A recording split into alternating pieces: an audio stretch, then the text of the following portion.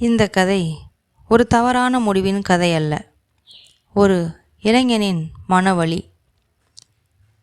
ஒரு சிறிய கிராமத்தில் ஒரு எளிய குடும்பம் இருந்தது. அவர்களுக்கு பாபு, சோமு என்ற 2 ஆண்மகன்கள். அவர்கள் இருவரும் பள்ளிப் பருவத்தை மகிழ்ச்சியாக அனுபவித்தனர்.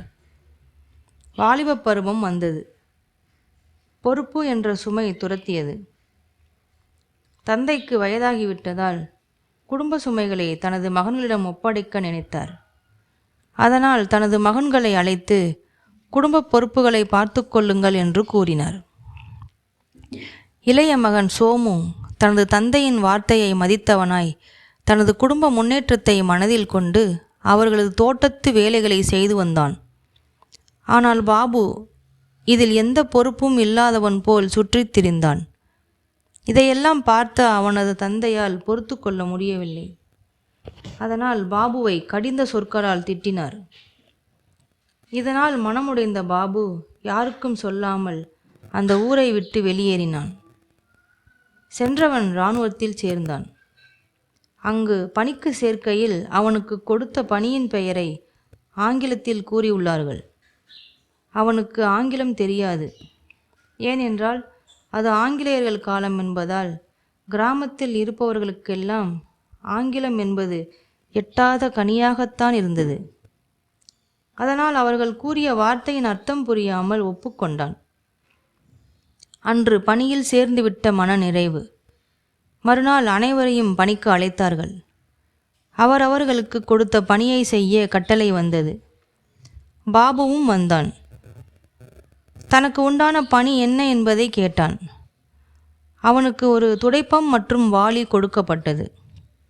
இது என்ன வேலை என்று கேட்டபோது, இங்கே உள்ள கழிவறைகளை சுத்தம் செய்ய வேண்டும் என்று ஆணையிடப்பட்டது. நான் இந்த வேலைக்கு வரவில்லை என்றான். ஆனால் அதிகாரியோ, நீ இந்த பணிக்கு தானே ஒப்புக்கொண்டாய், அதனால் இதைத்தான் செய்தாக வேண்டும் என்று கட்டளையிட்டார்.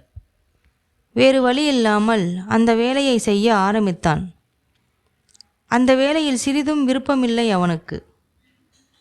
இப்படியே வருடம் சென்றது.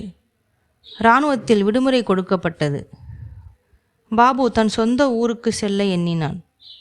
சிறு வயது பசுமையான நினைவுகளை சுமந்தபடியே தனது சொந்த கிராமத்திற்கு வந்தான். தனது வீட்டிற்கு சென்று தனது தாய், தந்தை, தம்பி அனைவரையும் பார்த்தான். மிகவும் மகிழ்ச்சியாக உணர்ந்தான். தனது நண்பர்கள் அனைவரிடமும் தான் தவறவிட்ட அந்த நாட்களை மகிழ்ச்சியாக கழித்தான். இப்படியே தான் சிறு வயதில் சுற்றித் திரிந்த வயல்வெளி, படித்த பள்ளி, ஓடி விளையாடிய இடம் அனைத்தையும் ரசித்து கொண்டு விடுமுறை நாட்களை மகிழ்ச்சியாக அனுபவித்து கொண்டிருந்தான். விடுமுறை முடிந்து மீண்டும் பணியில் சேர வேண்டிய நாள் நெருங்கவே அவனுக்கு மனதில் ஒரு சிறு தடுமாற்றம். மீண்டும் அப்பணியை தொடர மனமில்லை அவனுக்கு. இன்னும் 3 நாட்கள்தான் இருந்தது. பணியில் சேர வேண்டும் என்ற எண்ணம் அவனை வாட்டி வதைத்தது. மன அழுத்தத்தில் இருந்தான். மறுநாள் பொழுது விடிந்தது. அனைவரும் தங்களது தினசரி கடமைகளை செய்து கொண்டிருந்தனர். அப்போது அதே ஊரில் இருக்கும் ஒரு பெண் தோட்டத்து வேலைக்கு சென்றாள். தனது வேலையை செய்துவிட்டு அங்கிருந்த மாமரத்தின் நிழலில் ஓய்வெடுக்கச் சென்றாள். சற்று மேலே பார்க்கிறாள். அங்கே அவள் கண்ட காட்சி அதிர்ந்து போனாள். மரத்தின் மேல் பாபுவின் சடலம். அந்த தகவல் ஊரில் காட்டுத்தீ போல பரவியது. அன்றைய தினம் இப்படியே முடிந்தது. மறுநாள் அனைவரும் வழக்கம்போல் அவர்களது வேலைகளை செய்ய ஆரம்பித்தனர். அந்த பெண்ணும் வழக்கம்போல் தோட்டத்திற்கு சென்றாள். தனது வேலைகளை செய்து வந்தாள். இப்படியே 1 வாரம் சென்றது. ஒரு நாள் அந்த பெண் தனது தோட்டத்து வேலைகளை முடித்துவிட்டு வீட்டிற்கு வரும் வழியும் தனது உறவினர்களை சந்தித்து பேசுகிறாள். அது அவர்களுக்கு புதிதாக இருந்தது. ஏனென்றால் அவர்களின் உறவு முறையை மாற்றி அழைக்கிறாள். அண்ணனை மாமா என்றும் மாமாவை சித்தப்பா என்றும் அழைக்கிறாள். இதை பார்த்த அவர்கள், இவளுக்கு என்னவாயிற்று, ஏன் இப்படி பேசுகிறாள் என்று நினைத்தார்கள். அதை அந்த பெண்ணிடமே கேட்டுவிடலாம் என தீர்மானித்து அந்த பெண்ணிடம் ஏன் இதுபோல நடந்து கொள்கிறாய் என்று கேட்கிறார்கள். ஆனால் அவள் பதில் ஏதும் சொல்லாமல் மௌனமாக இருக்கிறாள். சற்று நேரம் கழித்து மீண்டும் அவளிடம் கேட்கிறார்கள். ஏன் இப்படியெல்லாம் நடந்து கொள்கிறாய் சொல் என்று சற்று கடினமான குரலில். அப்போது பேசத் தொடங்கினாள்.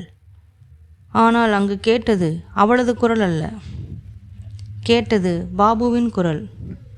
ஆம், அந்த பெண்ணிடமிருந்து வந்தது பாபுவின் குரல்தான். அனைவரும் ஒரு நிமிடம் அதிர்ந்து போனார்கள். அப்போது மெல்ல பேசத் தொடங்கினான் பெண்ணின் உருவத்தில் இருக்கும் பாபு. தான் எடுத்த இந்த துயர முடிவிற்கு காரணம் கூறினான். அவன் அந்த ஊரை விட்டு சென்று இராணுவத்தில் சேர்ந்தது. அங்கு அவனுக்கு கொடுக்கப்பட்ட வேலையை பற்றியும் அந்த வேலையில் தனக்கு விருப்பமில்லை என்பதை பற்றியும் கூறினான். மீண்டும் அந்த பணியை தொடர முடியாது என்பதால் நான் இந்த முடிவு எடுத்தேன் என்று கூறினான். இந்த ஊரில் உள்ளவர்கள் அனைவரும் என்னை பற்றி தெரிந்து கொள்ள வேண்டும் என்பதற்காகத்தான் இந்த பெண்ணின் மூலமாக வந்தேன் என்று கூறிவிட்டு அப்பெண்ணை விட்டு பாபுவின் ஆன்மா சென்று விட்டது. அந்த நாள் பாபு இல்லை. ஆனால் அவன் விட்டு சென்ற மௌனம் மட்டும் இந்த ஊரை சிந்திக்க வைத்தது. ஒரு கனவை புரியாமல் போனால் அது சுமையாக மாறும். ஒரு மனதை கேட்காமல் விட்டால் அது தனிமையாக மாறும். கனவுகளை மதியுங்கள், மனவலியை அலட்சியம் செய்யாதீர்கள்.